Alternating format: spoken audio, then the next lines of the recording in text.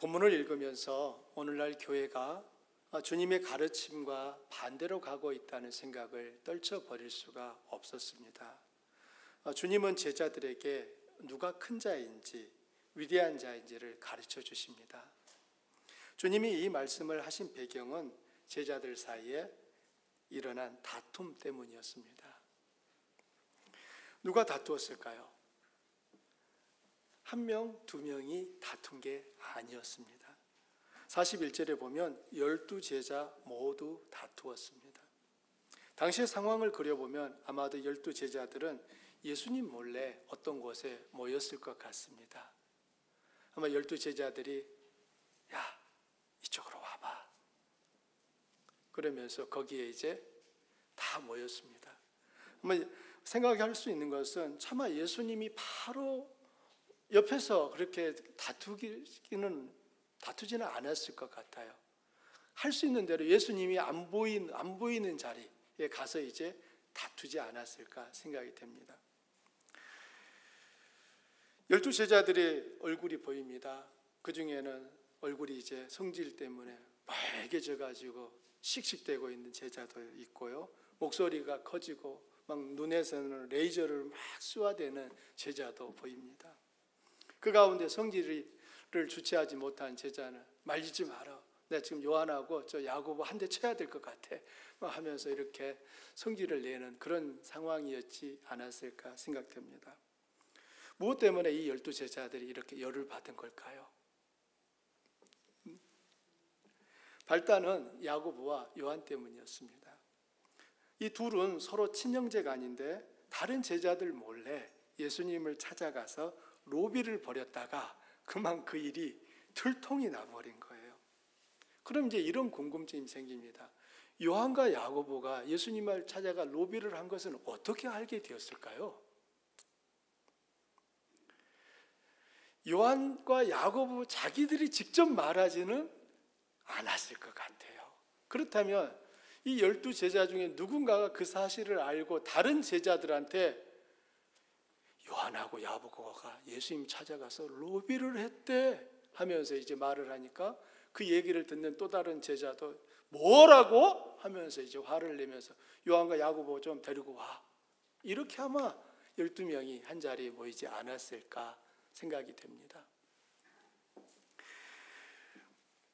누가 과연 이 사실을 제일 먼저 알게 되었을까? 예수님이 말씀하셨을까요?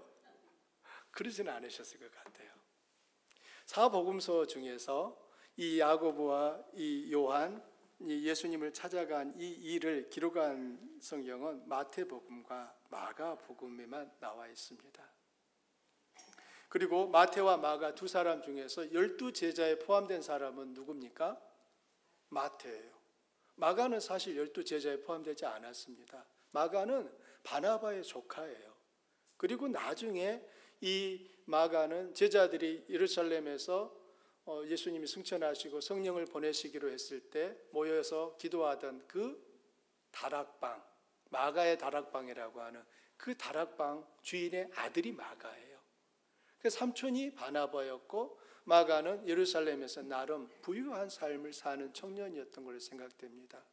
그 후에 베드로전서 5장 13절에 보면 베드로는 마가를 내 아들이라고 부르고 있습니다. 베드로의 아들인 게 아니라 믿음 안에서 베드로가 자신의 아들로 인정할 만큼 마가를 신뢰했다라고 하는 것이죠. 이렇게 마가는 베드로와 함께 사역을 했는데 마가가 오늘 우리가 읽었던 이 마가복음에 이 본문 내용이 기록된 것은 아마도 베드로한테 예수님에 대해서 또 예수님이 하신 일들을 듣고서 기록했을 거라고 생각할 수 있습니다.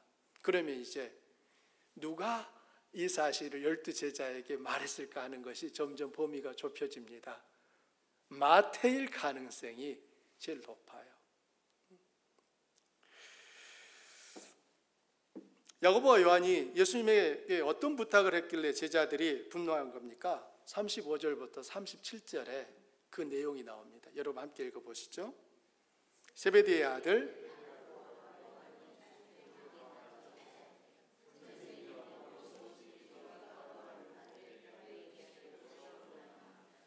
이르시되 너희에게 무엇을 하여 주기를 원하느냐 여짜오되 주의 영광 중에서 우리를 하나는 주의 우편에 하나는 좌편에 앉게 하여 주옵소서. 한마디로 예수님의 좌우편 자리를 달라는 것입니다. 이것이 단순히 예수님 옆자리에 앉게 해달라는 의미입니까? 아마 그런 의미였다면 다른 10명의 제자들이 이렇게 분노하지는 않았을 것입니다. 41절에 보면 10 제자가 듣고 야고보와 요한에 대하여 화를 내었다라고 말하고요. 마태복음 20장 24절에 보면 10 제자가 듣고 그 두 형제에 대하여 분이 여겼다라고 말을 하고 있습니다. 여기서 이 분을 냈다거나 화를 냈다라고 쓰여 있는 이 두 곳에 헬라어는 똑같은 단어가 쓰여 있습니다. 에가나크테오라고 하는 이 단어를 헬라어 단어가 쓰여 있는데요. 이 에가나크테오라고 하는 단어는 어떤 공정하지 못하거나 잘못되었다고 생각하는 일에 대해 심하게 화를 내거나 분노하는 감정을 나타낼 때 사용되었습니다. 그렇다면 지금 10명의 제자들은 야고보와 요한이 예수님을 찾아가 로비를 벌인 그 일을 어떻게 여기고 있다는 거죠? 공정하지 못하거나 아주 잘못된 일을 한 것으로 생각하고 있다는 것입니다. 흥미로운 점은 누가복음에는 제자들이 서로 다툰 내용이 빠져 있습니다. 대신에 마태와 마가복음에 없는 한 구절이 나오는데 그것은 왜 12 제자들이 서로 다투게 되었는지 그 이유에 대해 암시하는 말처럼 들립니다. 누가복음 18장에 있는 말씀인데요. 제자들이 이것을 하나도 깨닫지 못하였으니 그 말씀이 감추었으므로 그들이 그 이르신 바를 알지 못하더라. 여기에 보면 제자들이 지금 주님이 하신 말씀을 깨닫지 못했다라고 얘기를 합니다. 여기서 주님이 제자에게 말씀하신 게 무엇입니까? 예루살렘에서 주님이 당할 일들을 말씀해 주신 거예요. 제자들은 주님으로부터 예루살렘에서 일어날 일에 대해 미리 들었습니다. 하지만 그들은 그 의미를 깨닫지 못했다는 거예요. 그리고 그 연장선상에서 야고보와 요한이 예수님을 찾아가서 요청을 하고 다시 10명의 제자가 야고보와 요한에 대해서 분노한 일이 나오는 것입니다. 따라서 우리는 마태와 마가와 누가의 증언을 종합해 볼 때 야고보와 요한이 예수님께 로비를 벌인 것과 그 사실을 알게 된 10 제자가 두 형제에게 분노한 이유는 비록 그들이 예수님과 3년의 시간을 함께 지냈지만 그들은 아직 예수님이 이루시려는 그 큰 뜻을 알지 못해서 일어났다라고 생각할 수 있습니다. 이 사건이 어디서 일어났는가가 굉장히 흥미롭습니다. 예루살렘으로 올라가는 길에 일어난 거예요. 지금 예수님은 예루살렘에 올라가시게 되면 십자가를 지시게 됩니다. 즉 죽으시는 거예요. 예수님은 죽음을 앞두고 제자들에게 이 말씀을 하셨는데 제자들은 예수님이 예루살렘에 올라간다고 하니까 다른 기대를 하고 있는 것입니다. 야고보와 요한은 예수님께 주의 영광 중에서 우리를 좌우편에 앉게 해달라고 요청했습니다. 두 형제는 분명히 주의 영광 중에 라고 말했어요. 그런데 그들이 기대한 주의 영광과 주님이 생각하시는 주의 영광은 서로 다른 영광이었던 것입니다. 예수님이 생각한 주의 영광은 십자가에 죽는 일이었습니다. 분명히 예수님은 예루살렘에서 영광을 받으십니다. 그런데 그 영광은 십자가에 달려 죽으시고 무덤에서 장사되었다가 다시 살아나심으로써 얻게 되는 영광이었습니다. 반면에 제자들이 기대한 주의 영광은 예수님이 예루살렘에 올라가시면 이제 화려한 왕복을 입고 금으로 만든 보좌에 앉아서 유대 나라를 다스리게 될 것을 생각한 것입니다. 그때 야고보와 요한은 주님의 좌편 우편에 우리를 앉혀주세요. 그 말은 무슨 말입니까? 예수님이 앉으신 번쩍번쩍하는 그 보좌 옆자리 자기들도 이제 앉아 있겠다. 그런 의미가 되는 거예요. 이런 오해를 염두에 두고 왜 이 열 제자가 그토록 두 형제에게 분노했을까를 생각해 보면 그들 역시 두 형제와 같은 마음이었다는 것을 알 수 있습니다. 여러분 10명의 제자들, 이 분노한 10명의 제자들이 누구일까요? 생각나는 사람 누굽니까? 베드로, 분명히 그 중에 있었겠죠. 안드레, 나다넬도 있었고 필립도 있었고 도마도 있었겠죠. 아직 말은 안 했지만 이 10명의 제자들 마음속에 야, 이번에 우리 주님이 예루살렘에 올라가시면 드디어 왕이 되실 텐데 그동안에 내가 수고했던 모든 것들 한 번에 다 보상받겠구나. 야, 그러면 예수님이 아마 가장 그 예수님 옆자리는 나한테 주실 거야. 이 마음이 이 열 제자들 마음속에 있었는데 먼저 누가 선수를 친 거예요? 야고보와 요한이 먼저 이 제자들 몰래 찾아가 가지고 로비를 벌인 거예요. 그 사실을 알고 난 이 10명의 제자들이 너희들이 어떻게 그렇게 할 수 있냐 하면서 지금 이 두 형제에게 분노한 거예요. 두 형제가 예수님이 예루살렘에서 당할 일을 알지 못해서 너희는 왜 그것도 모르냐 이렇게 혼낸 게 아니라 너 왜 나보다 앞서서 로비 벌렸어? 내가 안 주려고 했는데 네가 왜 달라고 해? 이 마음이 지금 이 12 제자들의 공통된 마음이었다는 것입니다. 제자들은 각각 자신이 그 적임자라고 생각할 만한 이유가 있었을 거예요.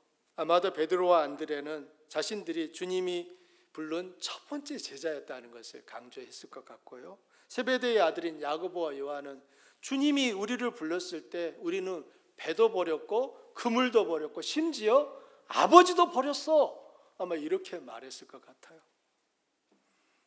세리마태는 어땠을까요? 나 주님 만나기 전에 부자였어. 평생 안정된 철밥통 보장되어 있었어. 그런데 나 예수님 만나고 그거 다 버렸거든. 그 예수님 옆자리는 내가 앉아야 돼. 각각의 제자들마다 자신이 적임자라고 주장할 만한 나름의 이유들이 있었을 것입니다. 그 이유가 무엇이든 12 제자들은 지금 주님과 같은 길을 걸으면서도 서로 다른 꿈을 꾸고 있는 것만은 확실합니다. 비록 그들의 몸은 주님을 따르고 있지만 그들의 마음은 예수님의 마음과 같지 않았던 것이지요. 그것이 야고보와 요한의 로비를 빌미로 폭발한 것입니다. 지금 예수님 공동체는 이 사건으로 인하여서 이제 완전히 요즘 흔히 우리가 하는 말처럼 폭망할 위기를 지금 만난 거예요. 예수님께서 제자들을 부르십니다. 이제 해결 방안을 예수님 내시는 거예요. 자, 42절을 함께 읽어보십시오. 예수께서 불러다가 이르시되 이방인의 집권자들이 그들을 임의로 주관하고 그 고관들이 그들에게 권세를 부리는 줄을 너희가 알거니와 너희 중에는 그렇지 않을지니 너희 중에 누구든지 크고자 하는 자는 너희를 섬기는 자가 되고 너희 중에 누구든지 으뜸이 되고자 하는 자는 모든 사람의 종이 되어야 하리라. 예수님은 제자들을 가까이 불러놓고 그들에게 말씀합니다. 여러분, 지도자는 항상 문제를 회피하기보다는 그 문제를 해결하려고 시도하게 되어 있습니다. 예수님은 무슨 말씀을 하셨을까요? 먼저 이 세상 나라와 하나님 나라가 어떻게 다른지를 말씀하셨습니다. 이 세상 나라의 특성은 큰 자, 위대한 자는 군림하는 자라는 것입니다. 세상의 기준으로 볼 때 군림하는 자가 큰 자이고 섬기는 자가 작은 자입니다. 한마디로 피라미드를 생각해 보십시오. 도형 중에 피라미드를 한번 보여주세요. 이 피라미드 모양 아닙니까? 여기에 보면 직장과 회사에서 최고 실권자는 이 피라미드의 어느 위치에 있을까요? 꼭대기에 있죠. 그래서 사람들은 저마다 피라미드의 꼭대기를 차지하려고 치열하게 싸우지 않습니까? 뉴욕에 가면 수많은 빌딩들이 있습니다. 거기에 보면은 수많은 사람들이 나름 세계에서 내놓으라 하는 사람들이 그 뉴욕에 모여 있는데 그 빌딩에서 제일 높은 층은 누가 사용할까요?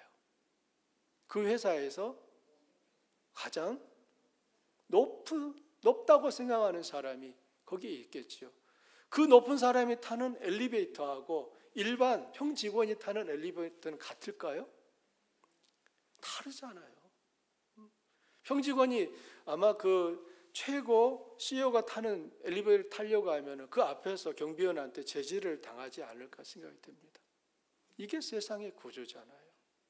이 세상에서 큰 자는 피라미드의 꼭지점을 그 위치에 있습니다. 그리고 사람들은 저마다 저 피라미드의 꼭대기에 올라가기 위해서 치열하게 싸우고 있습니다. 다른 사람의 자리에 올라가기 위해서 그 사람을 끌어내리려 하고요. 다른 사람을 짓밟고 높은 자리에 올라갈수록 유능하다고 평가받는 것입니다. 각 나라마다 있는 그 역사를 살펴보면 왕이 되려고 하는 사람은 단 한 명만 있었습니까? 그런 역사가 없습니다. 같은 형제 안에서도 왕이 되려고 하는 또 다른 생각을 가진 형제들이 있다 보니까 늘 누가 왕이 되느냐라고 하는 것은 그 집안에서, 그 나라에서 가장 큰 싸움이었습니다.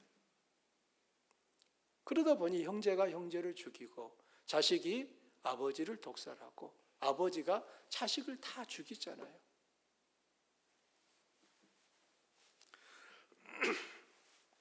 이런 일들이 과거에만 일어났습니까?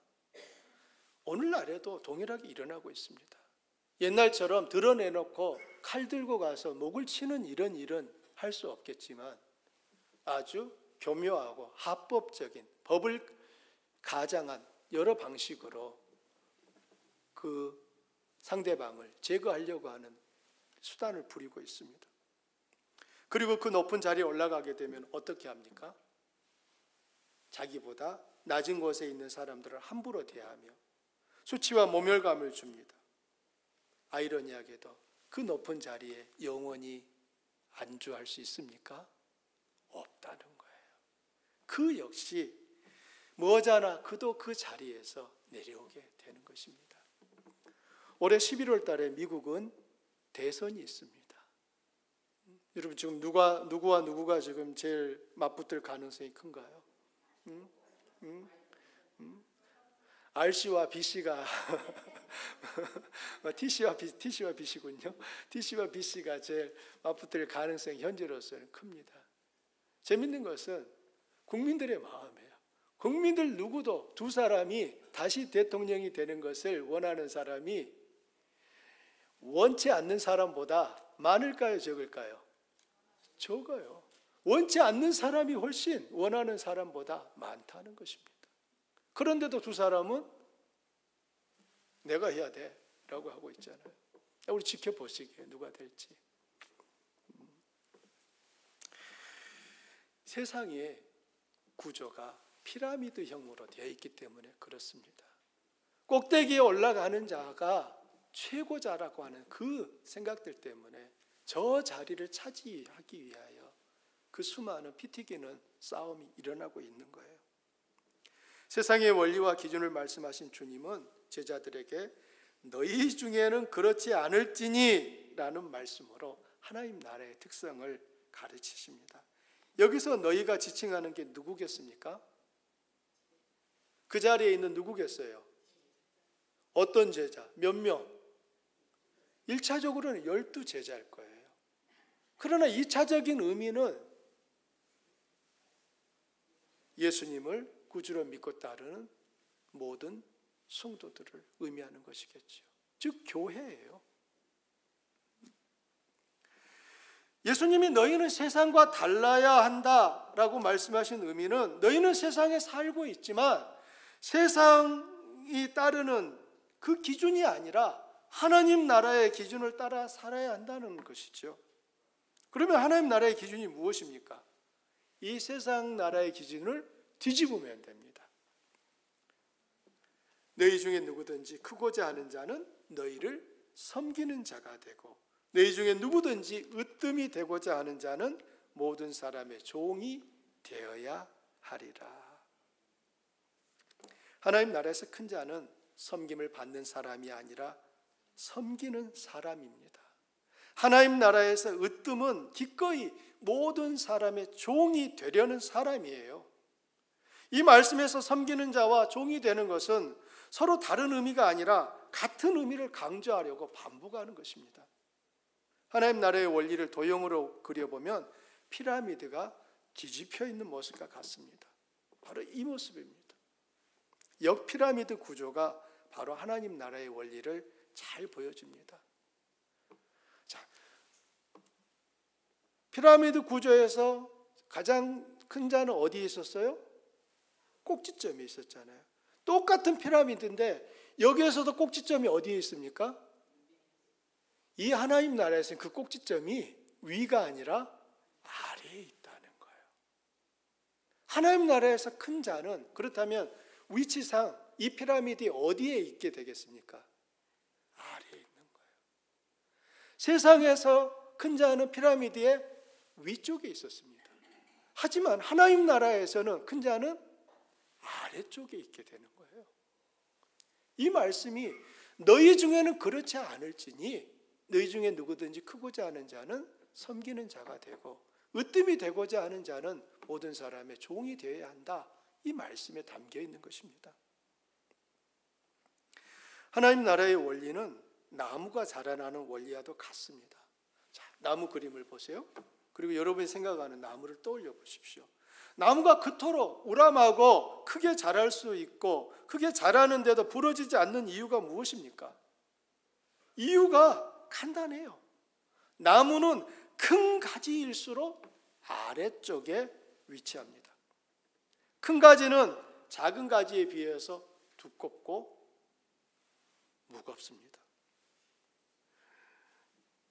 더 오랜 세월을 자랐기 때문에 큰 가지는 훨씬 더 튼튼하지요.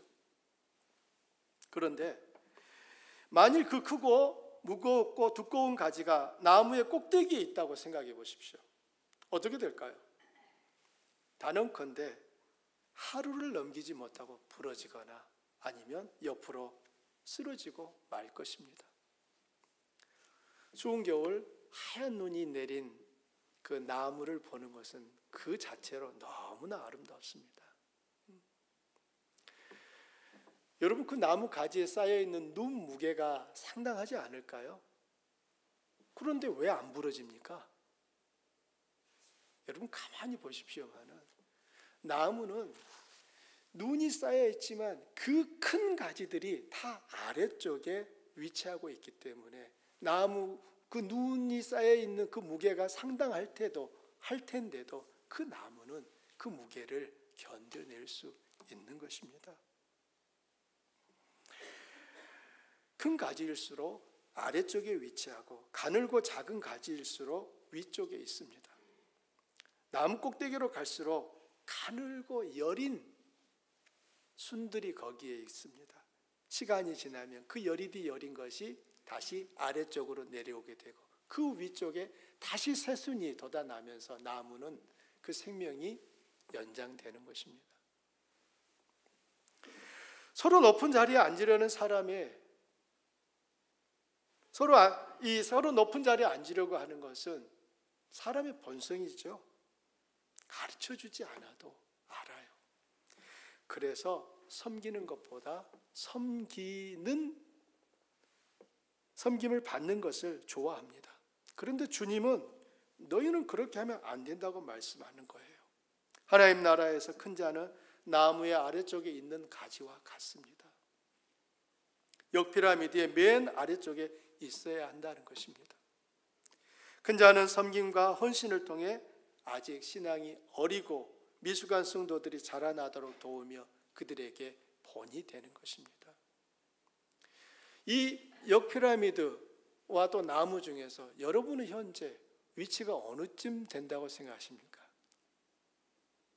그리고 여러분은 어디에 여러분의 위치가 있기를 바라십니까? 맨 나무의 꼭대기입니까? 그건 아니잖아요. 그건 어린 신앙인데요.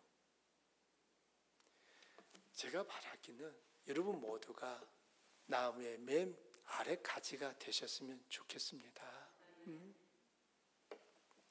내가 맨 나무의 아래까지인 줄 알았는데 옆에 보니까 우리 집사님이 나보다 더 아래에서 나를 받치고 있네.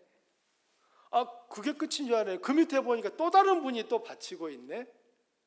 여러분, 이 모습이 건강하고 좋은 교회인 겁니다. 나쁜 교회는 어떨까요? 내가 맨 꼭대기인 줄 알았는데 옆에 보니까 나보다 더 높은 꼭대기가 있네. 이 구조가 되면은 그 교회는 건강할 수가 없는 거예요. 저는 우리 주한교회는 나름 건강한 교회를 지향하고 있다고 생각합니다. 저도 여러분도 피라미드의 꼭대기가 아니라 옆 피라미드의 아래쪽에 서려고 하는 것이고 나무의 꼭대기가 아니라 나무의 아래쪽에 위치하려고 마음을 먹고 있기 때문입니다. 안타깝게도 오늘날 교회가 약해진 요인 중에 하나가 무엇입니까? 그것은 교회 안에 본이 되는 성도가 많지 않다는 거예요. 본이 되는 성도가 없으니 어디서 배울까요? 자신에게 익숙한, 그동안 살아오면서 경험했던 세상의 기준과 삶의 습관이 자기도 모르게 튀어나오는 거잖아요. 우리가 CF 캠페인을 하면서 경험하잖아요. 에이씨, 밴드 옮겼는데 다음날 또 아이씨. 재밌는 얘기를 들었습니다. 아무개 모 성도님은 자신은 이번 CF 캠페인에 완전히 불만 없이 18일을 지냈기 때문에 통과했다고 주장을 하셨습니다. 그런데 그 아내분이 아니 당신 통과 못했다고 얘기를 했습니다. 그때 그 남편분이 왜 내가 통과 못했냐고. 나 한 번도 내 기억 속에 성질을 낸 게 없었다고. 그랬더니 화낸 거 없었다. 그랬더니 아내분 하신 말씀이 당신 집에서는 화내거나 성질을 안 냈는데 차 운전할 때는 성질 낸 적이 한두 번이 아니었다고. 여기서 흥미로운 사실은요. 분명히 아내는 내 남편이 운전 중에 저놈 저렇게 운전하면 안 되는데 하면서 화를 내고 불쑥불쑥 튀어 들어오는 그 정말 거친 운전자들 때문에 거친 말들이 튀어나온 것을 들었어요. 그런데 운전을 했던 당사자는 그 사실을 기억을 못하고 있다는 거예요. 그럼 누가 맞을까요? 아내가 맞아요. 그래서 그 우리 남자 성도님이 진짜 훌륭하신 거예요. 본인은 통과했다고 주장했는데 아내가 아니라고 하니까 나 이번에 통과 못했어 라고 인정을 하신 거예요. 저는 그게 진짜 그분의 훌륭함이라고 생각해요. 우리는 본성적으로 우리들 안에서 내가 그 일을 해놓고도 사실 인식조차 못하고 살아가는 것이 우리들의 삶이잖아요. 가르쳐주지 않아도 섬기기보다는 섬김을 받기를 원하는 게 인간의 본성인 거예요. 교회 안에 본이 되는 분이 없게 되면은 다 자기 마음, 자기 본성대로 살아가게 될 수밖에 없습니다. 그럼 그 교회는 어디가 되겠습니까? 아프리카의 밀림이 되겠죠. 힘센 놈만 살아남는. 하나님 나라는 그렇지 않다는 거예요. 연약한 사람이, 미숙한 사람이 옆 피라미드의 맨 위쪽에서 마음껏 뛸 수 있고 쉴 수 있고 그런 구조를 갖추고 있는 겁니다. 위에 있던 분이 시간이 지나면 이제 한 칸 내려오겠죠. 그리고 그분 위에 새로운 또 다른 더 어린 신앙을 가지신 분이 그 위에서 뛰고 있겠죠. 또 시간이 지나면 두 분 다 한 칸씩 또 내려오겠죠. 이 구조가 되는수록 이게 건강한 구조가 되는 것입니다. 교회가 하나님 나라의 가르침과 기준을 따라 살지 않으면 교회는 아무런 빛을 발할 수 없습니다. 초기 기독교 공동체가 그토록 강력한 빛을 발할 수 있었던 것은 그들이 사는 방식이 그들이 속한 세상의 방식과 달랐기 때문입니다. 레리 허타도라고 하는 이 교수는 처음으로 기독교인이라 불렸던 사람들이라는 책에서 초기 기독교인들의 삶을 묘사하는데 그 책의 일부를 인용해 보겠습니다. 서기 300년 동안 기독교인이 된다는 것은 지극히 위험한 일이었습니다. 그런 까닭에 신앙을 지키다가 죽임을 당한 순교자가 많았습니다. 세베대의 아들 야고보는 서기 42년경에 헤롯 아그리파 왕에게 처형을 당했고 수많은 기독교인이 네로 황제에게 핍박당했습니다. 핍박과 순교의 역사는 콘스탄티누스가 로마의 황제가 되어 서기 313년에 기독교를 공식적으로 공인할 때까지 지속되었습니다. 다시 말하자면 초기 300년 동안 기독교인들은 일상생활에서 여러 값비싼 비용을 치러야 했습니다. 예수님께서 십자가에 달려 죽으셨고 무덤에 장사되었고 3일 만에 부활하신 이 사실이 분명한데도 불구하고 그 예수님을 믿는 초기 기독교인들은 300년 동안 갖은 핍박을 받을 수밖에 없었다는 거예요. 기독교인이 된 사람들은 가족이나 친구나 지인들에게 배척을 받거나 괴롭힘을 당했습니다. 자기가 모르는 사람들이 괴롭힌 게 아니에요. 내 가족이, 내 형제가, 내 친구들이 내가 예수를 믿는다고 하는 그것 때문에 나를 가만두지 않았던 것입니다.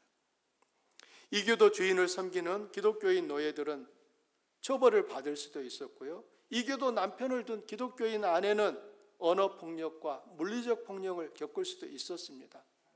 사업을 하는 기독교인 성도들은 조합원들로부터 조롱과 멸시를 받고 더 이상 사업을 하기 어려운 억울한 일을 당하기도 했습니다. 그럼 이런 질문이 생깁니다. 기독교인이 되기 위해 사회적으로 치러야 하는 비용들이 그토록 큰데도 왜 그 당시 사람들은 기독교인이 되려고 했는지 궁금증이 생길 수밖에 없습니다.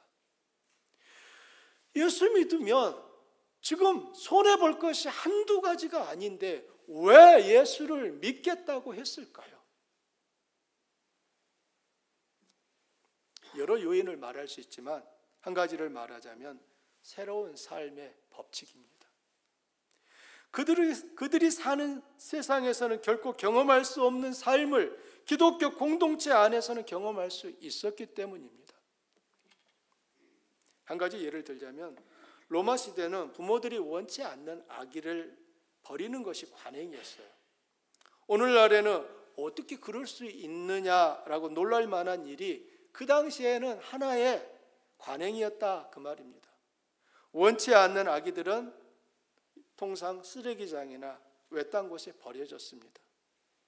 버려진 아기는 죽거나 아니면 누군가가 거둬들이더라도 보통 노예로 길러지거나 몸을 파는 창녀와 남창이 되었습니다. 기원전 1세기 로마군에 복무 중이던 힐라리온이라고 하는 사람이 그의 아내 알리스에게 쓴 편지가 발견되었습니다. 그 내용에 보면 힐라리온은 고향에 있는 아내와 친척들에게 인사말을 건넨 뒤에 아내에게 어린 것들을 잘 돌보시오라고 아이들을 부탁합니다. 그리고 급여를 받는 즉시 돈을 붙이겠다라고 약속합니다. 그리고 출산을 앞두고 있는 알리스, 그의 아내에게 이 말을 당부합니다. 사내 아이면 키우고 계집아이면 내다 버리시오. 이 사람이 괴물이어서 이런 말을 하는 게 아니에요. 그 당시의 문화가 그러했다는 것입니다. 아기가 태어난 후 아버지가 그 태어난 아기를 식구로 인정하지 않을 경우 그 아기를 버리는 관행은 로마 시대의 하나의 문화였습니다. 한 연구 결과에 따르면 로마 제국은 연간 50만 명의 새로운 노예가 필요했는데 이 가운데 15만 명은 유기된 아기를 노예로 길러서 충당했을 것으로 추정하고 있습니다. 나머지 35만 명은요, 전쟁에서 승리했을 때 잡아온 포로들을 노예로 삼았던 것입니다. 15만 명의 아기들이 커서 그들이 또 노예가 되어서 로마 사회를 지탱시켰던 것입니다. 그런데 초기 기독교 공동체는 그런 세상 속에 살면서도 그 세상과 다른 삶을 살았습니다. 영아를 버리는 일은 절대로 해서는 안 되는 일로 가르쳤을 뿐만 아니라 버려진 아기들을 데려다가 사랑과 정성으로 그들을 길렀습니다. 허마스의 목자라고 하는 책을 쓴 이 사람 역시 자기 이야기를 하면서 버려졌는데 그를 기독교인 여인이 자기를 걷어다가 길렀다라는 말을 하고 있어요. 그가 나중에 기독교를 변증하는 변증가가 되었습니다.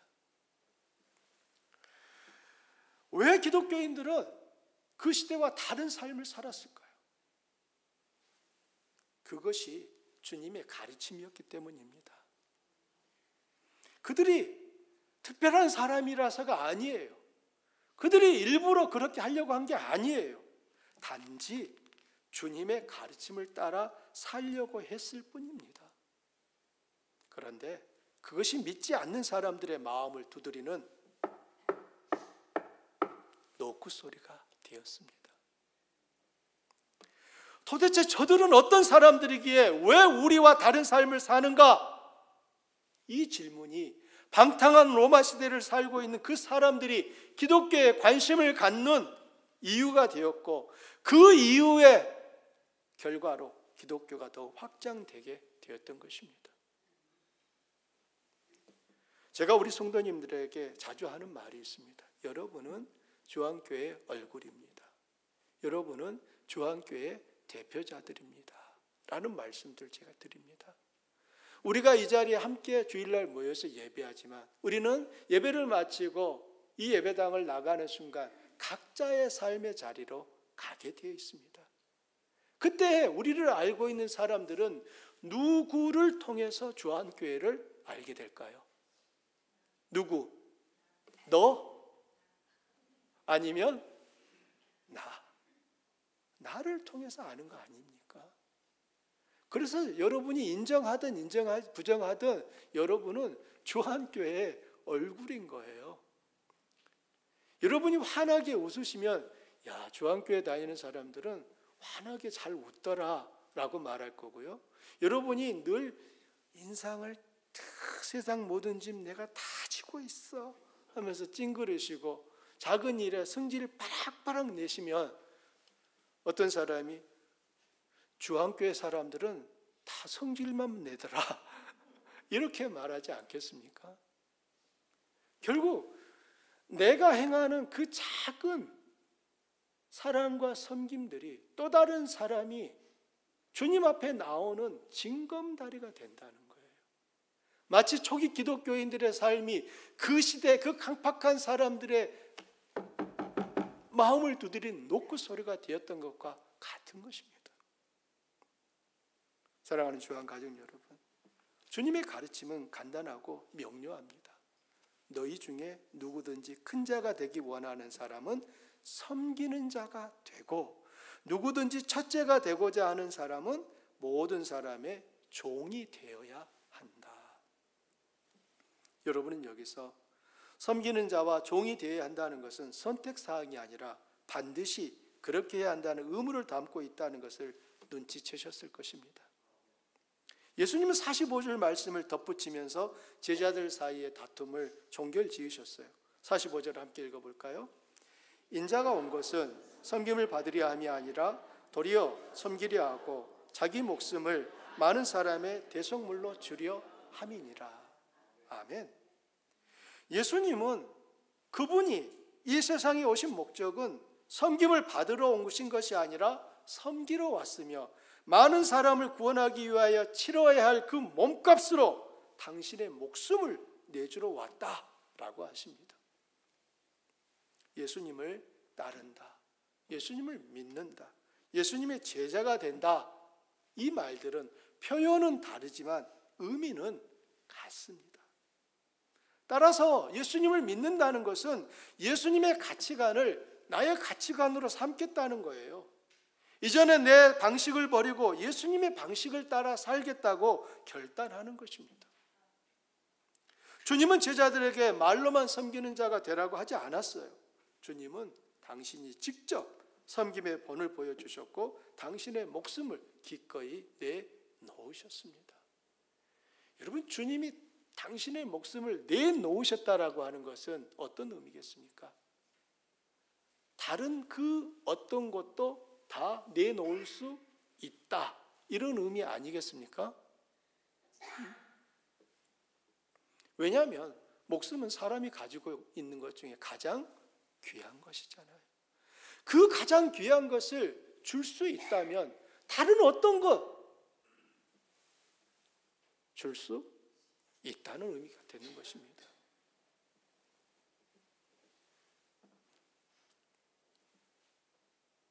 그러므로 이제 우리는 삶의 방식을 결정해야 합니다. 여전히 내 방식을 고집하며 그대로 살 것인지, 아니면 주님의 방식을 내 삶의 방식으로 취하여 살 것인지 결단해야 합니다. 단지 주일날 예배당에 와서 한번 예배 드린 것으로 나는 예수 믿어, 이렇게 말하고 끝날 일이 아니라는 거예요. 내가 예수님을 믿는다라고 하는 것은 예배당에서뿐만 아니라 예배당 밖에서도 나의 삶이 예수님 닮은 삶을 나타내야 한다는 것이니까요. 주님이 인정하시는 섬김은, 주님이 인정하시는 그 섬기는 사람은 어떤 대가를 기대하거나 그 섬김을 통해 자신을 인정받고 높이는 기회로 삼기 위해서 하는 것이 아닙니다. 어떤 머리 똑똑한 사람은 그 섬김마저도 자기를 자랑하고 자기를 인정받고 자기를 나타내기 위한 하나의 기회, 수단으로 삼는 사람도 있어요. 그러나 주님께서 너희 중에는 그렇지 않아야 할지니 하시면서 큰 자는 섬기는 자다, 누구든지 으뜸이 되고자 하는 자는 종이 되어야 된다, 이 말씀은 섬김을 수단으로 삼는 것이 아니라 그 섬김이 그 사람의 본성이 되어야 된다는 거예요. 섬김을 받는 것이 나의 옛 본성이었는데 주님을 믿고 났더니 그 본성의 변화가 일어난 겁니다. 섬김을 받는 것을 기대하는 게 아니라 어떻게 해요? 섬기려는 것으로. 이게 진정한 예수 믿는 사람의 모습 중에 하나인 것입니다. 주님이 우리를 그렇게 섬기신 것을 우리는 알고 있습니다. 그래서 우리 역시 주님의 사랑 때문에 다른 누군가를 기꺼이 자신의 시간과 물질과 심지어 목숨까지도 내어주면서 섬기는 것입니다. 말씀의 결론을 맺습니다. 우리는 하나님 나라에서 큰 자는 섬기는 자라는 주님의 가르침을 삶 속에서 어떻게 적용하고 실천할 수 있을까요? 이제 주님의 이 말씀을 나는 들었으니 어떻게 적용하고 실천해야 될까요? 섬김을 받는 자가 큰 자라는 세상의 기준을 바꾸시기 바랍니다. 우리가 생각하는 큰 자는 섬기는 자다. 이게 우리가 오늘 말씀 속에서 우리가 붙잡아야 될 내용입니다. 섬기는 자가 위대한 자요, 섬기는 자가 으뜸이 되는 사람입니다. 주님이 그렇게 사셨음을 기억하시기 바랍니다. 교회와 가정에서 섬김의 기회가 주어졌을 때 기쁘게 그 일을 감당하십시오. 왜 나만 해야 돼? 왜 또 나야? 나는 치질이도 복이 없어. 이런 생각이 들 때면 즉시 물리치십시오. 주님은 받는 것보다 주는 것이 복이 있도다 라고 말씀하셨음을 잊지 마시기 바랍니다. 내게 섬김의 기회가 주어졌다면 억지로가 아니라 감사와 기쁨으로 행하실 때 그것이 하나님께는 영광이 되고 서로에게는 큰 유익이 됩니다. 목장에서도 마찬가지예요. 여러분이 잘하고 계신 것을 감사드립니다. 좋은 목장, 은혜가 넘치는 목장은 목자와 모구, 목원 서로가 사랑하고 그 사랑이 섬김과 헌신을 통해 실천될 때 만들어집니다. 기꺼이 자원하여 짐을 나누어지고 사랑과 헌신을 베풀 때 사랑이 꽃을 피고 아름다운 열매가 맺힐 것입니다. 우리 주한교회 안에 본이 되는 분이 더욱 많아지기를 소망합니다. 서로가 서로에게 섬김의 본이 되고 하나님의 뜻을 이루기 위해 마음을 합하고 필라델피아 이 전 지역에서 건강한 교회로 소문이 나며 하나님께서 더 많은 영혼을 우리 교회에 맡기실 그 날이 속히 오기를 축원합니다. 우리 함께 기도할까요?